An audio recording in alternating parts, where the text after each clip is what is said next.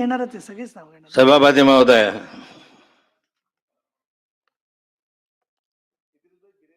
राज्यपालांचं अभिभाषण आज आपण सभागृहाच्या पटलावर ठेवलं आणि श्री प्रवीणजी दरेकर यांनी राज्यपालाच्या अभिभाषणावर अभिनंदनाचा प्रस्ताव मांडला. कित्येक वर्षामध्ये राज्यपालांच्या अभिभाषण मी पाहतोय, वाचतोय. अलीकडच्या कालखंडामध्ये सर्वात रट्टाळ असं भाषण असेल तर या वर्षीचं राज्यपालांचं आहे. प्रवीणजी, राज्यपालांचं अभिभाषण म्हणजे काय, आम्ही काय केलं हे थोडक्यात आणि आम्ही काय करणार आहोत हे विस्तृत. या राज्याची दिशा कशी असावी, धोरणात्मक दिशा कसा असावी, हे राज्य पुढच्या कालखंडात कोणत्या दिशेनं जावं, पुढच्या कालखंडामध्ये धोरण कसे अवलंबवावे, यासाठी राज्यपालांचं अभिभाषण. आम्ही पर्यटनाला चालना दिली, आम्ही कर्नाटक सीमा वादाच्या संदर्भात वकील नियुक्त केला. एक वकील नियुक्त केला की धोरणात्मक होऊ शकते का? हो, गेल्या अनेक वर्ष 1960 पासून तर आतापर्यंत कर्नाटक विवाद हा सुटलेला नाहीये, सीमावाद. आणि एकही अधिवेशन असं झालं नाही बजेटचं की ज्याच्यामध्ये कर्नाटक महाराष्ट्र सीमावादाचा उल्लेख नाहीये.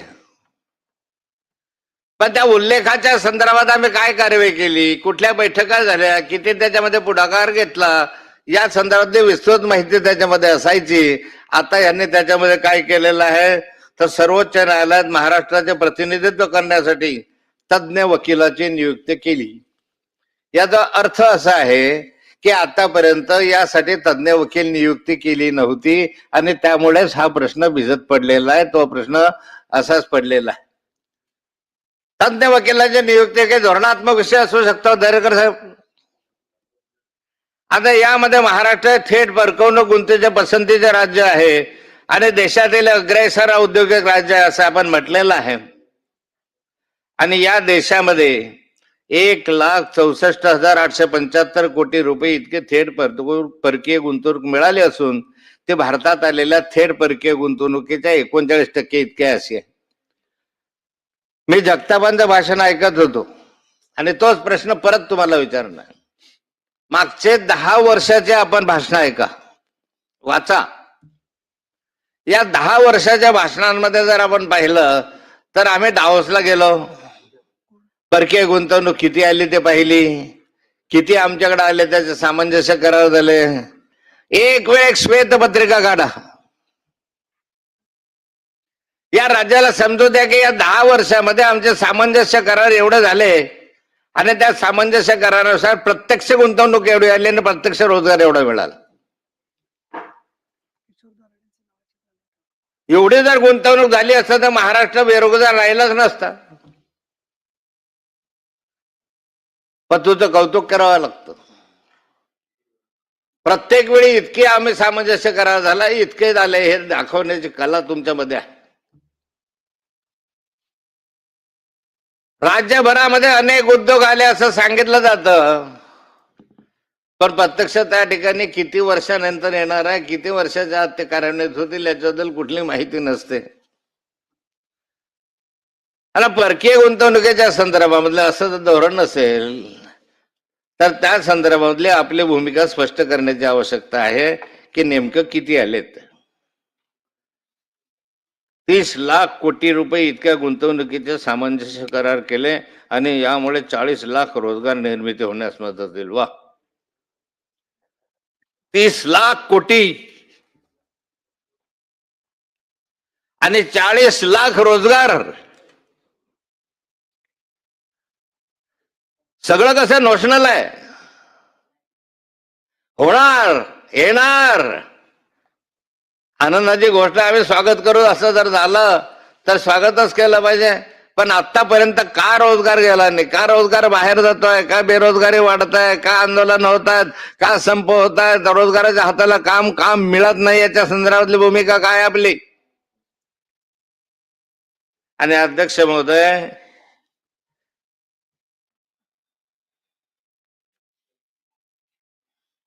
उद्दिष्ट ठेवतो आपण.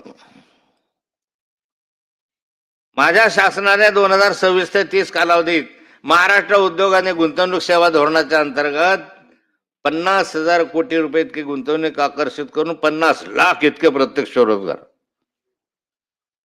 50 लाख 70 लाख 50,000 कोटी इतके गुंतवणूक आकर्षित, 50 लाख इतके रोजगार आकर्षित करणार. म्हणजे या ठिकाणी 70 लाख 50 लाख, मागच्या याच्यामध्ये 30 लाख 40 लाख रोजगार, म्हणजे आता रोजगारीच मिटली, कोणी राहिलंच नाही या महाराष्ट्रामध्ये इतके आकर्षित करणार.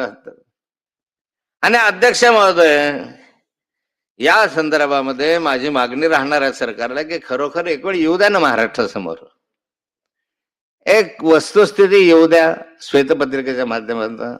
आम्ही तुमचं कौतुक करू, या सभागृहामध्ये कौतुक करू की वाह, राज्य सरकारने या 10 वर्षाच्या दशकपूर्तीच्या याच्यात इतके बेरोजगारी कमी केली, प्रत्यक्ष रोजगार इथे असा झालाय या विभागामध्ये आले. आणि माझी मागणी राहणार आहे अध्यक्ष महोदय की हे सारं करत असताना हे उद्योग जात आहेत कुठे. या महाराष्ट्रामध्ये मुंबई, पुणे, नागपूर, नवी मुंबई, नागपूरला तर नाहीच, नाशिक, पुणे आणि मुंबई, नवी मुंबई याच्या ट्रँगल शिवाय उद्योग कुठे जात आहे. काय महाराष्ट्रामधल्या मराठवाड्याची स्थिती आहे. किती उद्योग महाराष्ट्रामधून मराठवाड्यामध्ये स्थलांतरित झाले, महाराष्ट्रामध्ये आपल्या मराठवाड्यामध्ये नव्याने उभे राहिलेत. किती उद्योग विदर्भामध्ये राहिले, किती उद्योग खानदेशमध्ये उभे राहिलेत, किती रोजगार विदर्भ, खानदेश, उत्तर महाराष्ट्र, मराठवाडा या विभागामध्ये मिळाला. प्रदूषण निर्माण करणारे उद्योग फक्त कोकणामध्ये आणायचे. मग आहे काय महाराष्ट्राच्या पलीकडे, आहे की नाही. का वर्धा जिल्हा नाही, परभणी जिल्हा नाही, जळगाव जिल्हा नाही, धुळे जिल्हा नाही, नंदुरबार जिल्हा नाही. नंदुरबार जिल्हा तर या महाराष्ट्रात आहे की नाही अशी स्थिती आहे. कोणत्या जिल्ह्यामध्ये उद्योग आहे. आणि मग सारे उद्योजक, सारे शिकलेले मुलं, सारे इंजिनियर्स उठले की पुण्याकडे जातात.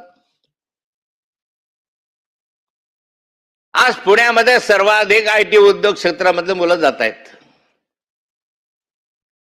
गावाचे गावं ओस पडायला लागलेत.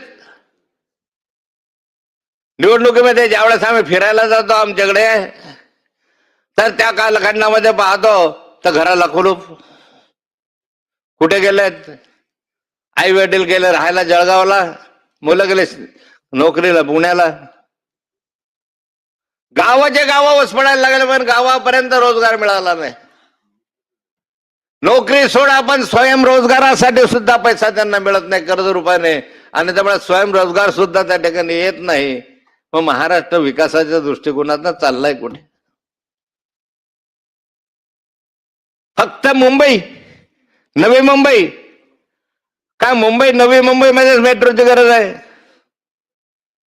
काय मुंबई नवी मुंबईमध्ये भुयारी मार्गांची गरज आहे. का नवी मुंबई, मुंबईमध्ये सगळेचे सगळे विस्थापित रस्ते पाहिजेत. त्यातला एखादा रस्ता समृद्धी सोडला तर करा. समृद्धीचा इतका गवगवात, इतकं कौतुक करतात तुम्ही त्या ठिकाणी, दुसरे रस्ते करा. गावामधल्या रस्त्यांची काय अवस्था आज.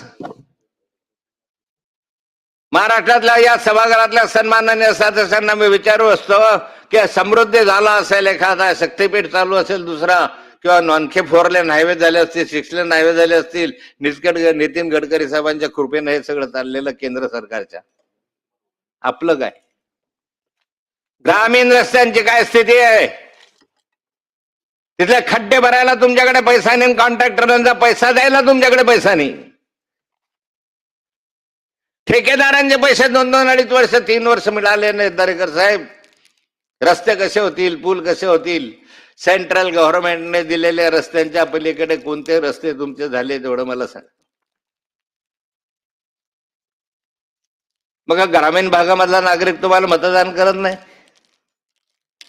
का? ग्रामीण भागामध्ये जनावर राहतात, माणसं राहत नाहीत. मग या ठिकाणी अध्यक्ष महोदय, राज्यपाल महोदयांनी धोरणात्मक निर्णयाच्या संदर्भात धोरण घ्यायला पाहिजे की हो, या पुढच्या कालखंडामध्ये आम्ही ग्रामीण भागातले रस्ते सुद्धा शहरी भागातल्या रस्त्यासारखे काँक्रिटीकरण करू. याचं कौतुक करा. पण अध्यक्ष महोदय, हे होत नाही आपल्याला, आणि म्हणून या संदर्भात नाराजी व्यक्त करण्यासाठीच मी बोलतोय. राज्यातील विविध क्षेत्राच्या अनुशेषावर राज्यपाल पूर्वी खूप वर्षापासून पाहतो, प्रथा एक परंपरा अशी होती दरेकर साहेब, राज्यपालांचं भाषण म्हणजे बॅकलॉग. एक ओळ, एक पॅरेग्राफ बॅकलॉगचा असायचा. विदर्भाचा बॅकलॉग किती दूर केला, मराठवाड्यातला बॅकलॉग दूर किती केला, उत्तर महाराष्ट्र म्हणजे त्याच्यामध्ये पश्चिम महाराष्ट्रातला बॅकलॉग किती दूर झाला, कोकणातला बॅकलॉग किती दूर झाला. बॅकलॉगचे आकडे यायचे, तासनतास चर्चा होती, आपण पाहिलेलं आहे. कधी दांडेकर समितीवर चर्चा करायची, कधी किंमतकर समितीवर चर्चा व्हायची, कधी या क्षेत्रातला अनुशेष कमी झाला, त्या क्षेत्रातला वाढला, याच्यावर चर्चा व्हायची. राज्यपालांचं मूळ अभिभाषण जे आहे ते, राज्यपालांचं भाषण जे आहे ते बॅकलॉगच्या संदर्भामधला एक गाभा राहायचा. माझ्या राज्यामध्ये हा एवढा अनुशेष इतक्या वर्षामध्ये कमी केला. स्वातंत्र्य मिळाल्यानंतर 75 वर्ष झालेत, पण अनुशेष अजूनपर्यंत दूर झाला आणि ग्रामीण भागातला माणूस तसाच राहिला. एवढं सगळं राज्यपालांचं अभिभाषण मी पाहिलं अध्यक्ष महोदय. या अभिभाषणामध्ये मागासवर्गीयांच्या योजनांचा किती उल्लेख आहे? एक. दरेकर साहेब, आदिवासींचं काय? दररोज कुपोषणाचे बळी होत आहेत. कुपोषण मोठ्या प्रमाणावर वाढत आहे, पण माझं सरकार आदिवासींचं कुपोषण कमी करण्यासाठी अशा उपाययोजना करणार आहे, याचा एक उल्लेख नसावा. मागासवर्गीय बांधवांना इतरांच्या तुलनेमध्ये बरोबरीला आणावं, यासाठी ह्या योजना माझं सरकार घेणार आहे, ह्याच्या संदर्भात एक उल्लेख नसावा. अल्पसंख्याक समाजासाठी इद्रिस साहेबांनी आता भाषण केलं. काय मिळालं तुम्हाला? मागचं सरकार असो काही सरकार, मी ते म्हणत नाही, कोणावर टीका टिप्पणी मला करायची नाही, पण नाही मिळालं. 75 अल्पसंख्याक शाळा ते सर्टिफिकेट रात्रीमध्ये दिले जातात, मायनॉरिटीचे सर्टिफिकेट, त्याच्यासाठी अल्पसंख्याक समाजाला न्याय मिळाला पाहिजे म्हणून सर्टिफिकेट दिले पाहिजे. पण या सर्टिफिकेटचा किती दुरुपयोग केला जातो सांगा बरं मला उफरावून. अल्पभाषिक, अल्पसंख्याक जे बसत नाही त्या सगळ्या शाळा आता अल्पसंख्याक व्हायला लागल्यात, अल्पभाषिक व्हायला लागल्या. दरेकर साहेब, एक वेळ समिती बसवायची, चौकशी करा हे कशासाठी होतं, याच्यामधला बॅकलॉग होत नाही. बॅकलॉग भरला जात नाही का? नट नाही, डायरेक्ट भरती होते पैसा घेऊन, ऑडिट नाही, ऑडिट होतं 10 वर्षानं. शिक्षण क्षेत्रामधला सर्वात भ्रष्टाचार जर असेल आता तर या अल्पभाषिक भाषांमध्ये आहे. त्याला न्याय द्यायचा, त्याला दिलाच पाहिजे, त्याला सवलत मिळायला पाहिजे, त्याला मिळालाच पाहिजे. पण त्याच्या नावानं जो दुरुपयोग होऊन राहिलेला आहे हा कुठेतरी थांबला पाहिजे, कुठेतरी थांबला पाहिजे. आम्ही मागणी करतो मग अल्पभाषिक, अल्पभाषा. मग आमच्या इराणी भाषा जी आहे ती अल्पभाषा आहे. आम्ही म्हणतो आम्हाला द्या की. मग गुजर समाजाला मिळाला आनंद आहे, शिंदे समाजाला मिळाला आनंद आहे, लिंगायत समाजाला मिळत असेल आनंद आहे, मग आम्हालाच का नको? मागण्या वाढताय, मागण्या यासाठी वाढताय की याच्यावर नियंत्रण नाही आहे. आणि मग अल्पभाषिकांना तुम्हाला सांगतो इद्रिस साहेब, कधीतरी बोला, मी एक धोरण घेतलं होतं मायनॉरिटी मिनिस्टर असताना, या राज्यामध्ये मायनॉरिटीसाठी इंजिनिअरिंग कॉलेज बांधावे, आणि त्यातलं पहिलं इंजिनिअरिंग कॉलेज माझ्या मतदारसंघात बांधून तयार आहे. 5 वर्ष झाली. तुमचं सरकार आहे ना बायबाप, बांधून तयार आहे. मायनॉरिटीचं धोरण घेतलेलं आहे, त्याच्यामध्ये 70% मुलं, 30% मुली, मोफत शिक्षण इंजिनिअरिंगचं, 1 रुपया शिक्षणाला लागणार नाही. मुलींचं वसतिगृह वेगळं, मुलांचं वसतिगृह वेगळं, जेवणाची मोफत व्यवस्था, फीचा तर संबंधच नाही, फी घेतच नाही. करा, चालू तर करा 5 वर्षात. अरे अख्ख्या महाराष्ट्रामध्ये असे 10 जण मायनॉरिटीज इंजिनिअरिंग कॉलेज झाले, 10 जण मेडिकल कॉलेज झाले, 10 जण फार्मास्युटिकल कॉलेज झाले. मायनॉरिटीचे पोरं शिकतील ना तुमचे. हेतू एवढाच आहे आमचा की तुमचे पोरं इंजिनियर झाले पाहिजे. हेतू एवढाच आहे आमचा की जरा त्याच्या डोक्यात अक्कल आली पाहिजे. आहे पण शिक्षणाच्या दृष्टीने पुढे गेलं पाहिजे. जगाच्या बरोबरीला जाण्यासाठी मायनॉरिटी आलं पाहिजे पुढे, हा हेतू होता. कुठे का नाही करत तुम्ही? एवढ्या ढोल वाजवता तुम्ही सरकारचे. सांगा मायनॉरिटीच्या काय योजना केल्या. दरेकर साहेब, या 75 याच्या तुम्ही चौकशी करा, त्याची चौकशी करा. असं नाही आहे आतापर्यंत. यांना मी सांगतो, हो त्यांनाही सांगतो की आतापर्यंत जेवढे काही मायनॉरिटीचे तुम्ही प्रमाणपत्र अलीकडच्या कालखंडामध्ये दिले, अलीकडच्या, पूर्वी फार देताना मी मायनॉरिटी मिनिस्टर होतो, तो वर्षातून एखाद्या वेळेस 5, 7, 10 द्यायला राज्य. आता वर्षातून 100 अल्पभाषिक, अल्पभाषिक कसं रे? मायनॉरिटीवर अन्याय. जो मूळ हक्कदार आहे त्याला मिळत नाहीये. आणि त्यामुळे या ठिकाणी तुम्ही म्हटलं या संदर्भातली भूमिका ते मला न आवडणार आहे. तुम्ही बोललं ते मला पटलं नाही. आदिवासींच्या उपोषणाच्या आपल्या कुपोषणाच्या संदर्भामध्ये आढावा घ्या. एक आढावा कुपोषणाच्या संदर्भामधला घ्यावा की किती मेळघाटला अजून आदिवासी आहेत, किती गडचिरोलीमध्ये आहेत, किती अजूनही आमच्या आदिवासी ठाणे जिल्ह्यात, पालघर तालुक्यामध्ये जिल्ह्यामध्ये आहे, किती नंदुरबार जिल्ह्यामध्ये अजूनही शहादा, अक्कलकुवा, मोलगी किती आहेत. वाढत्या संख्येत जळगाव जिल्ह्यातला आकडा आला परवा. डोळे विस्पारून जाते एवढा आकडा जळगाव जिल्ह्यामधला कुपोषणाचा आला. आदिवासींचा नाही आला, बिगर आदिवासींचा आला. बिगर आदिवासींचा जर एवढ्या मोठ्या प्रमाणावर आकडा वाढत असेल तर राज्यपालांनी 2 घ्यायला नको का? त्याची दखल घ्यायला नको का महाशय? माननीय राज्यपालांनी या संदर्भातले माझ्या मागण्या राहिलेल्या पाहिजे. एक तर बॅकलॉगच्या संदर्भामध्ये केलंच पाहिजे. लक्षात येत नाही तुमच्या आम्ही किती मागे आहोत. 100वा भाग आहे साहेब. आम्ही महाराष्ट्राच्या प्रगतीचा 100वा भाग म्हणजे नंदुरबार. तिकडे 100 रुपयात आम्हाला 1 रुपया. तिकडे इतके मुलं नोकरीवर तर आमच्याकडे कोणीच नाही. तिकडे IT क्षेत्र एवढं तर आमच्याकडे काहीच नाही. तिकडे सिंचनाचा प्रकल्प आमच्याकडे नाहीये. तिकडे नॅशनल हायवे आमच्याकडे नाहीये. तिकडे मोठ्या समृद्धी मार्ग आमच्याकडे नाहीये. काय कसं जाणार पुढे? हा आदिवासी माणूस जाईल कसा पुढे? अहो पैसा कमी करा दुसऱ्या क्षेत्रातला, पण आदिवासी क्षेत्रामध्ये, समाज कल्याणच्या क्षेत्रामध्ये पैसा वाढवा.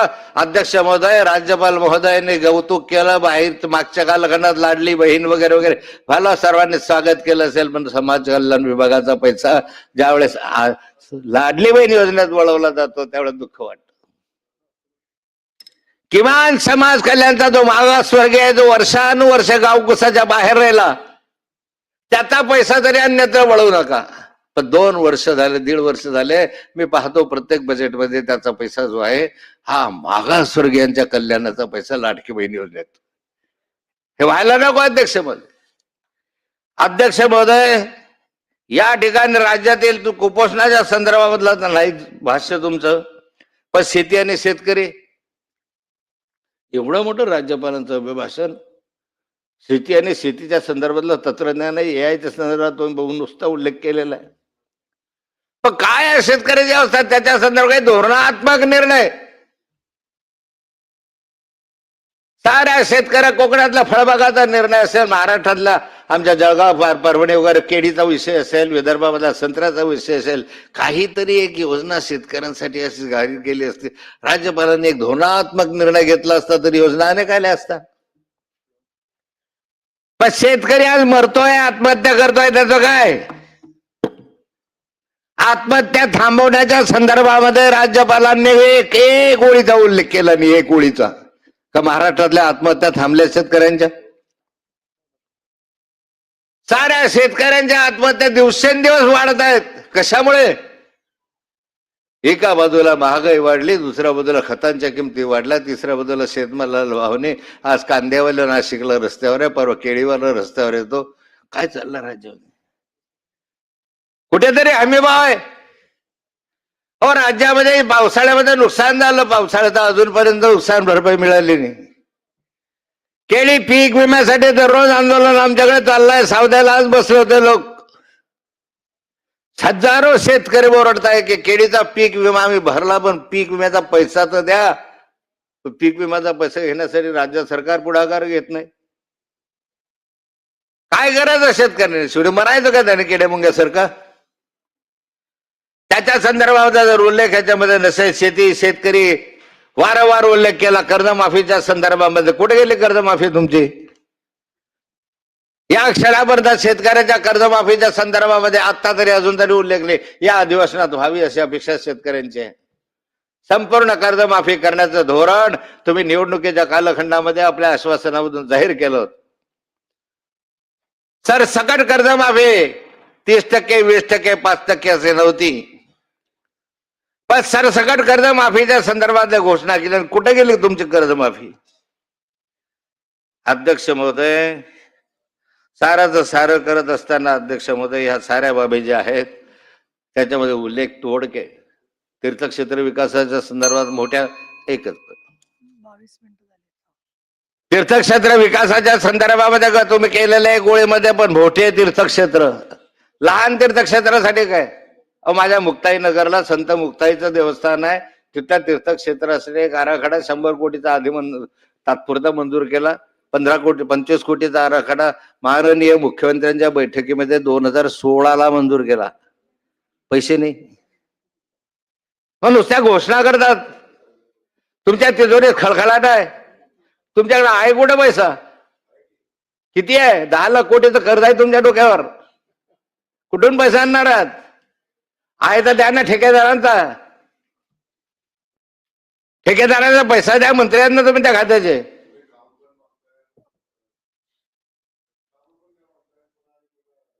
अरे काम द्या, तुमचं दायित्व आहे. काम द्या तर पैसे देणं तुमचं दायित्व आहे. कशाला काय ठेकेदाराचं काम करायचे तुम्ही नुसते त्यांच्याकडून करून घ्यायचं दलालीसाठी, कमिशन घेण्यासाठी, 5%, 10% कमवण्यासाठी काम मंजूर करतात. पैसे द्यायच्या वेळेला टाळाटाळ करतात. द्या ना पैसे असतील पैसे तर. हा पोकळ घोषणा करता येते. राज्यपालांनी कर्जावर बोलायला पाहिजे. मी बोलेल पुढे, ज्यावेळेस माननीय वित्तमंत्र्याचं भाषण असेल त्यावेळेस. राज्याची परिस्थिती नाजूक आहे. आणि अध्यक्ष महोदय, मी शेवटचे 2 विषय आपल्या समोर मांडतो. सरकारवर निवड टीकाच केली पाहिजे असं नाही दरेकर साहेब.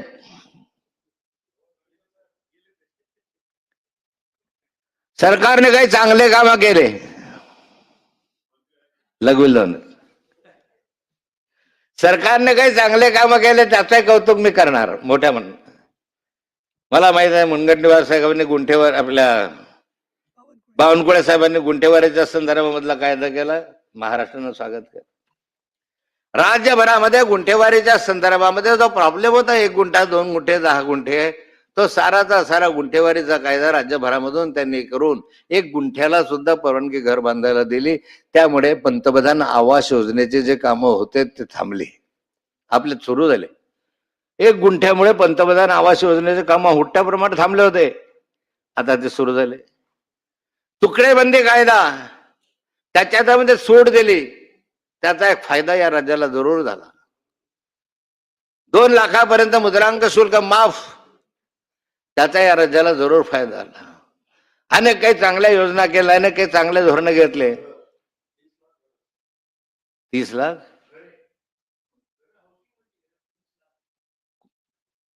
मला नाही माहित. 30 लाख हाऊसिंग मध्ये घर असतील तर चांगली गोष्ट. घरकुल तुमचे कुठे आहे हो? घरकुल तो केंद्र सरकार माहिती पंतप्रधान तुमच्या घरकुलाच्या सगळ्या योजना बंद झाल्या. बोलायला लावू नका. सन्माननीय मंत्री महोदय, हा तुमची योजना सांगतो. धनगर समाजासाठी योजना केली. 6 वर्षामध्ये अहिल्यादेवी होळकरांच्या नावानं योजना केली. एक घर मंजूर झालं त्याचं काम झालेलं नाही. एकलव्य योजनेमधले काम तुमचे पूर्ण झालेले नाही. उलट चांगलं सांगत होता काम. त्यांनी बोलले म्हणून त्यांना सुचवत नाही म्हणून बघू नका. काही काम याच्या संदर्भातले झाले. पण मी माननीय मुनगंटीवार साहेबांना सरकारला सांगणार आहे की या राज्यामधले वाळू माफिया आणि मुरुम माफिया अजून थांबले नाही. उदाहरण देतो आपलं मंत्री महोदय आपल्याला 26 वेळा या महाराष्ट्रातल्या महसूल मंत्र्यांना, माझ्या महसूल आयुक्तांना आणि कलेक्टरना मी पत्र लिहून सांगितलं की या ठिकाणी अशी वाळू या 1.5 वर्षामध्ये वाळू माफिया चालू आहे, बंद करा. मी समक्ष किती वेळा बोललो, उलट माझ्यावर गुन्हा दाखल झाला विचार करायला होतो. 26 वेळा पत्र लिहिलं 1.5 वर्षामध्ये. स्वतः आमच्या जिल्हाधिकाऱ्यांशी बोललो. जिल्हाधिकारी अभी करते हैं, जिल्हाधिकारी बदलला दुसरा अभी करते हैं. का करत नाही? जिल्हाधिकारी अगतिक आहे. ताकद आहे तुमच्या जिल्हाधिकाऱ्यामध्ये. कमजोर झाल्या जिल्हाधिकारी. माफियांच्या नावाखाली, माफियांच्या दबावाखाली जिल्हाधिकारी कमी झाले. रेव्हेन्यू यंत्रणा करा. तुमच्या ताकद असेल तर बंद करून दाखवा. मी तुम्हाला दाखवल्या स्पॉट. मी स्वतः गेलो त्या ठिकाणी. तुम्हाला लाईव्ह लोकेशन दाखवलंय. लाईव्ह काढताना जे दाखवलंय. कलेक्टर बुलढाण्याला कळवलं, त्यांना कळवलं, ह्यांना कळवलं. जे चांगलं काम आहे तेही तुमच्यानं का होत नाही? कारण इसके ऊपर नाना भाळी गया. नाना आमच्याकडे पैशाला नाना म्हणतात. हप्तेखोरी भारी आहे. एक जिल्हाधिकाऱ्याने तार आवाज केला की साला सळसळ कापायचा प्रशासन इंग्रजांच्या कालखंडात. काही जिल्हाधिकारी अजूनही मी पाहिलेले आहे. तुकाराम मुंडे सारखे. मी कौतुक करतो नेहमी तुकाराम मुंडेचं. काय तुम्हाला असेल नसेल पण त्या माणसांना लाईन लावली, शिस्त लावली. तसं सरकार हे आमचे जिल्हाधिकारी. यस सर फोन केला की उठून उभे राहा. Yes sir.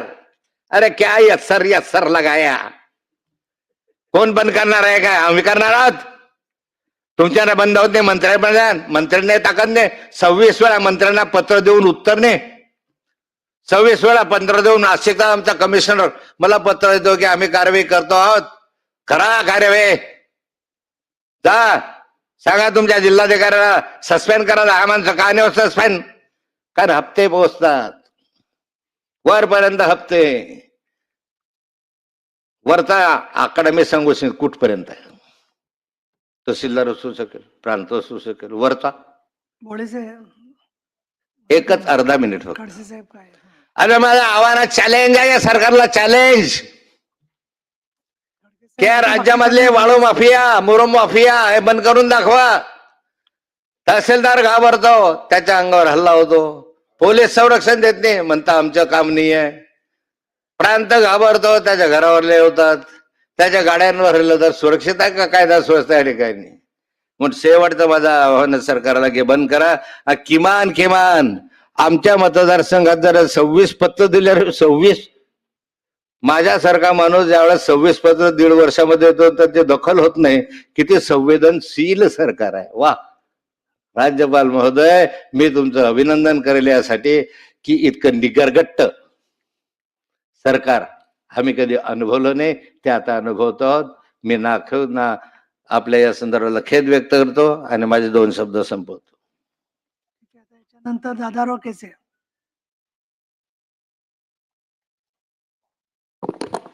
सभापती महोदया,